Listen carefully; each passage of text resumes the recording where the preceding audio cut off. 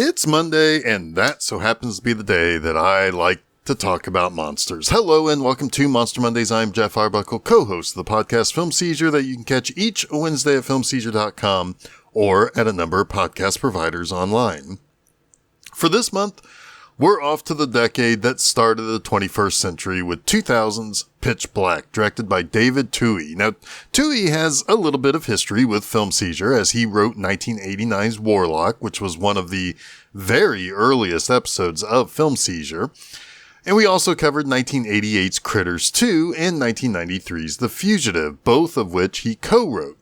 And aside from his work on those scripts, as well as the off-panned Waterworld, and maybe the unfairly panned G.I. Jane, he created the world of Riddick, which kind of became his 2000s career at that point, because he's still making sequels to this movie. But it would be the Riddick character in this movie in particular that led to very big things for this movie's breakout star, Vin Diesel.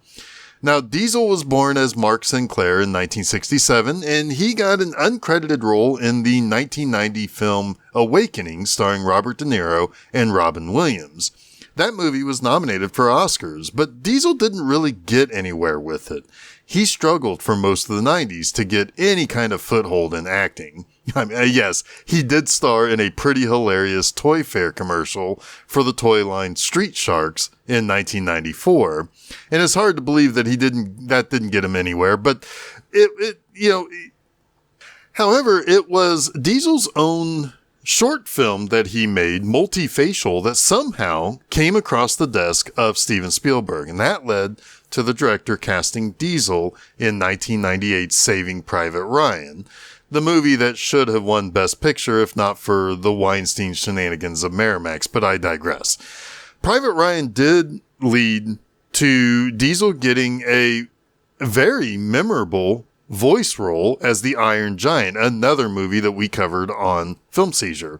But as the calendar turned over to a brand new century, Diesel would hit it big. In the course of the production of Pitch Black, David Twohy was given directing duties as long as he could kind of touch up the script that was in possession of the production company Interscope Communications. They had this concept kicking around, and a lot of it stuck in Twohy's later rewrite. The big differences, though, were the antagonist and the protagonist. For the antagonist, the original script had the sun-bleached planet that was super bright, and when the darkness came, the planet would be taken over by ghosts, which that in and of itself is kind of an interesting concept, but Twohy changed that to something more physical.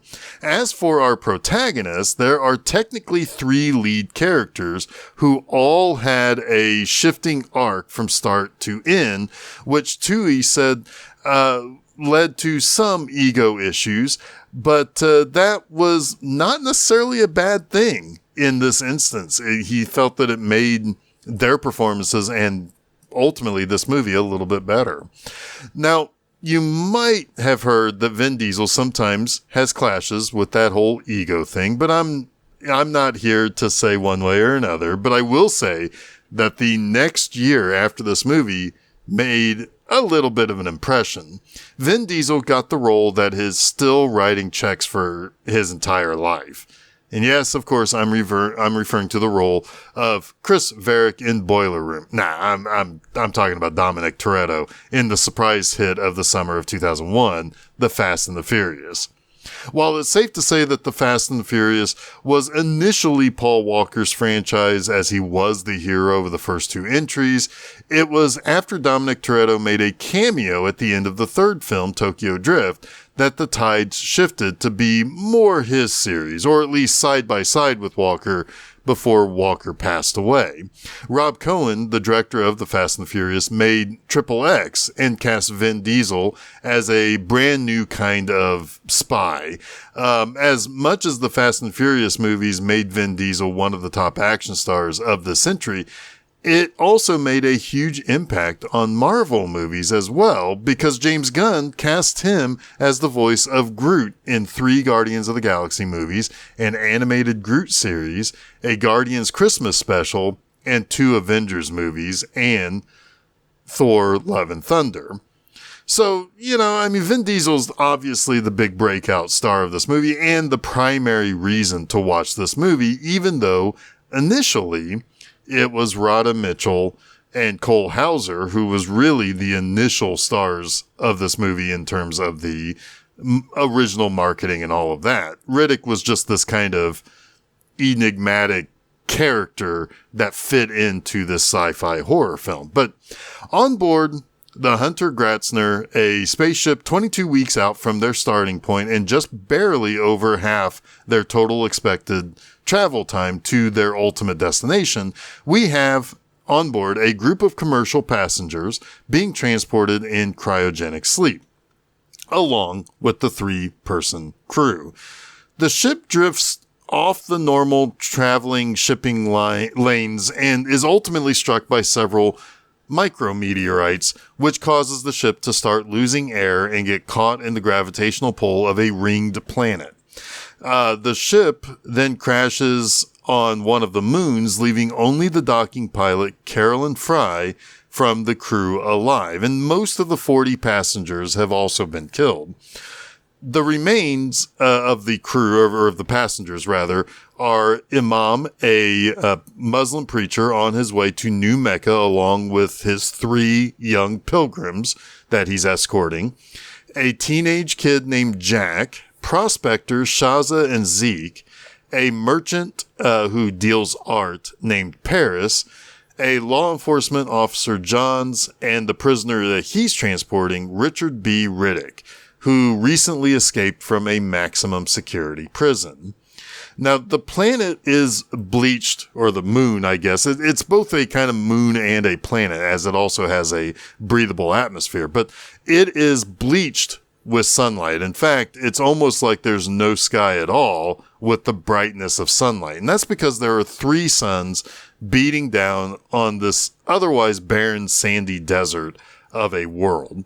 That said, the moon is mostly breathable and does not seem overly inhospitable temperature-wise.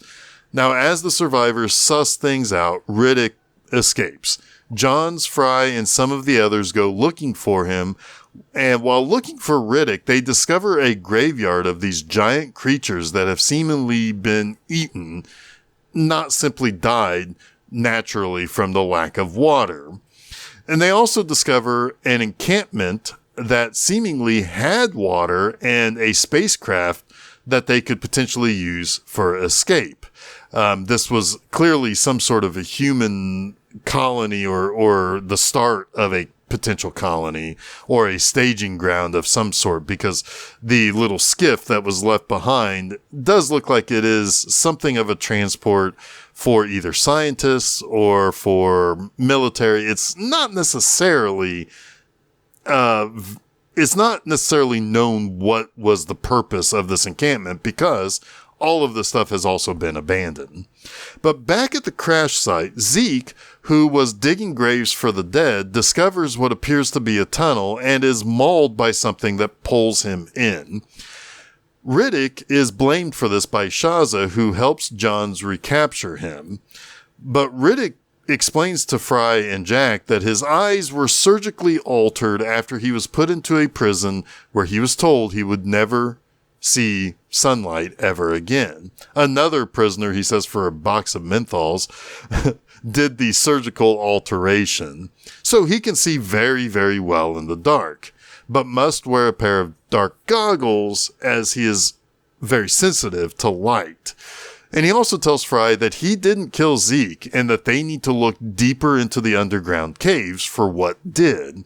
And she does just that and discovers that there are creatures living underground that have a taste for flesh. So they decide to transfer their home base to the skiff that they found at the abandoned encampment to get that working again so that they can get off of the planet, enter back into the regular lanes, the travel lanes, and basically be picked up from there. And they begin restoring the water and power to the encampment, but that also starts to disturb some of the creatures. One of the young pilgrims, Ali, is killed when he is in a room that opens the shutters which brings in the sunlight, which awakens a small bunched up group of bat-like creatures.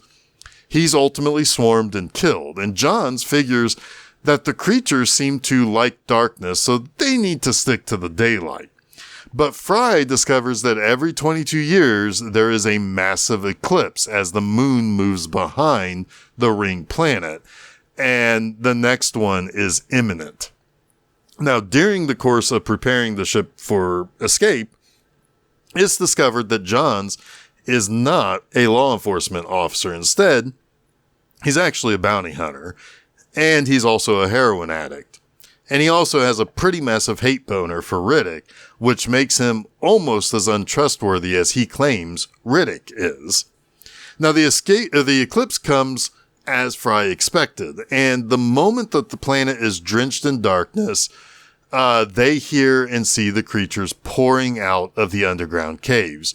Raza is ultimately cut down and ripped to shreds by the creature as she tries running from them.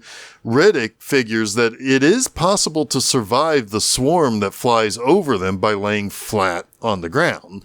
Another of the pilgrims is cut down by the creatures, but when Johns kills it, Fry discovers that the creatures are physically harmed by light of any kind. So they come up with a plan to still basically transport what they need to the skiff, which is primarily battery power, that will ultimately take them off-world from the crash site and they need to transport this from the crash site by foot, across the pitch black surface of this moon.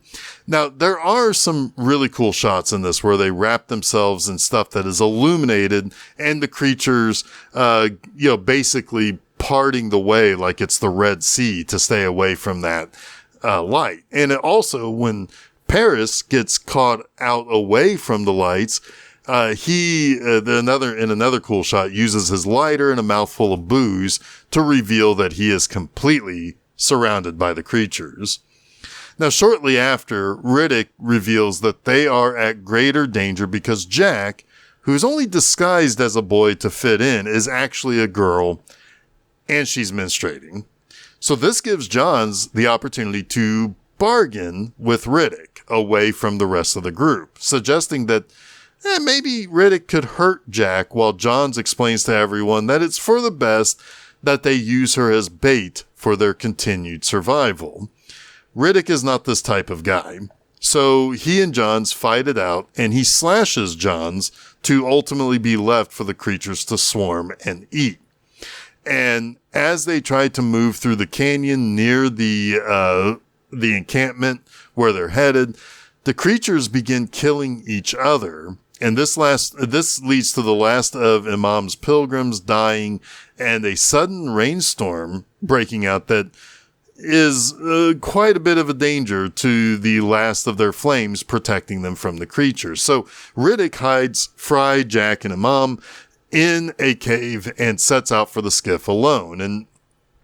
And Fry sees through this. She knows that he plans on leaving the planet alone, and she follows and finds out that, yeah, she's right in her belief that he is ultimately betraying them. And he's got the ship working, and he wants her to leave with him. And while she initially intended on killing all of the passengers for her own survival at the start of the story, she is now willing to die for people to be able to survive, in particular Jack and Imam. And they return to basically lead those two to the ship, but Riddick is ultimately injured, and Fry goes out to help him, not wanting to leave him behind, wanting as many survivors as possible.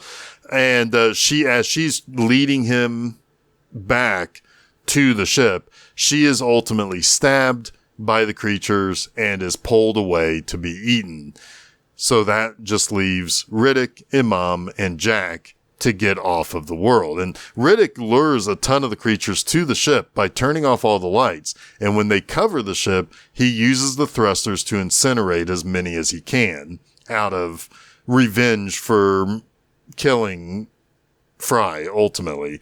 But Riddick, Jack, and Imam get off-world successfully, and Jack asks how they're going to handle the questions that they will inevitably encounter when they are found. And Riddick tells her to just tell him that he died somewhere on that planet and that Riddick is dead. So let's talk about 3 things I like about Pitch Black. First, I very much like the look of this movie. Generally, you would not want the bleached out, almost overexposed look that is used here, but and depending on which direction or as time goes by, it's either bleached in a warmer yellow palette or the cooler blue palette, depending on which sun is dominant at the time. But either way, it is bright during the day, which makes it alien on something of a budget. And I'm not saying that this movie was cheap or made on a small budget. That's not really the case here. I mean, yes, it was made on a relatively small $25 million budget, which was kind of small at that time, but it really does look alien when you're just shooting in a desert. That also contrasts sharply when the suns are blocked by the ringed planet and that drenches the moon in utter darkness. As we enter the second half of the movie, the effects on how the sky looks as the ringed planet that this moon orbits moves into position for the eclipse, it's just a very cool shot. And they also are, that's happening in the background as they are rushing to the crash site, for the various things that they need. And also, we do get some idea of how Riddick is able to see with these, kind of whites and purples when Johns uses the sunlight against him. And when the planet is completely trapped in the eclipse or they're in the darkness, we get to see how he's able to basically see things as clearly as he possibly can. And also compare that to how the creatures are able to see with the darkness. It's just a neat looking movie for a period in time in which horror and sci-fi films really did not look very good on the whole. So that is one thing about this movie that is very memorable, are some of those various shots that are used in the brightness of the sunlight that's drenching this moon, as well as the second half of the movie when they are completely and totally trapped in darkness. It looks like something that was meant to be seen in theaters. Whereas, like I said, a lot of movies during this time in these genres of horror sci-fi almost look like it was made to be watched on a TV. So it does look like a much better movie, even compared to something like when I talked about Event Horizon not that long ago. But anyway, second, while this movie is nothing all that new in terms of general survivor plot on an alien world, I'll be damned if it doesn't simply work. I mean, it takes the very recognizable concepts like a passenger vehicle containing a lot of different types of people with various skills and or foibles that will either make them useful or fodder for death. But it also, naturally, I mean, they add in this dangerous person as part of the passenger list being transported by somebody that you at least believe, in this case, is a cop.